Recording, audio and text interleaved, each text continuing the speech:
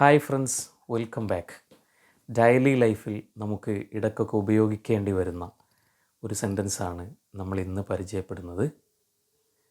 ഞാൻ അങ്ങനെ ഉദ്ദേശിച്ചിരുന്നില്ല. ഞാൻ നിങ്ങളെ വേദനിപ്പിക്കാൻ കരുതിയിരുന്നില്ല. അങ്ങനെ പറയാറില്ലേ നമ്മൾ? മീൻസ് നമ്മളവരെ വേദനിപ്പിക്കാൻ വേണ്ടിയോ മറ്റോ ബോധപൂർവം ചെയ്തതല്ല എന്നറിയിക്കാൻ വേണ്ടി നമുക്ക് പറയേണ്ടി വരാറില്ലേ? അതെങ്ങനെ ഇംഗ്ലീഷിൽ പറയുമെന്നാണ് നമ്മൾ ഇന്ന് ഡിസ്കസ് ചെയ്യുന്നത്. വളരെ സിമ്പിളാണ്. ഉദ്ദേശിച്ചിരുന്നില്ല, കരുതിയിരുന്നില്ല എന്നൊക്കെയാണല്ലോ നമ്മൾ പറയുന്നത്.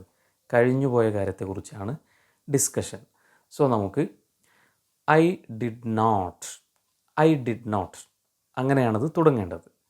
ഞാൻ ഉദ്ദേശിച്ചിരുന്നില്ല, അതല്ലെങ്കിൽ അങ്ങനെ കരുതിയിരുന്നില്ല. എങ്ങനെ പറയും? I did not mean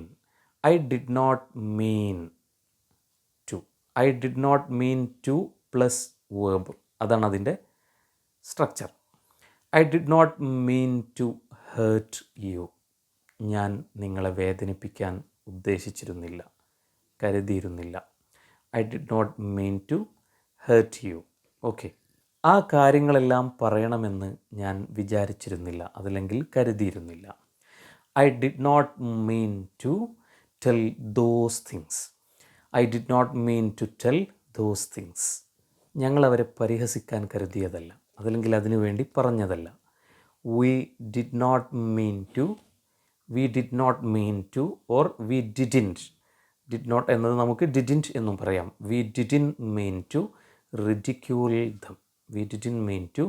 ridicule them. ഞാൻ നിങ്ങളെ കൺഫ്യൂസ്ഡ് ആക്കാൻ ഉദ്ദേശിച്ചതല്ല. I didn't mean to make you confused. കൺഫ്യൂഷനിലാക്കുക. Make you confused. I didn't mean to make you confused. Okay, ഞാൻ നിങ്ങളെ അങ്ങനെ ഇട്ടേച്ചു പോവാൻ കരുതിയിരുന്നില്ല, ഉദ്ദേശിച്ചിരുന്നില്ല. I didn't mean to leave you out. ഞാൻ അങ്ങനെയൊന്നും ഉദ്ദേശിച്ചില്ല. I didn't mean so. ഞാൻ അങ്ങനെയൊന്നും ഉദ്ദേശിച്ചിരുന്നില്ല. ഓക്കെ, മനസ്സിലായല്ലോ?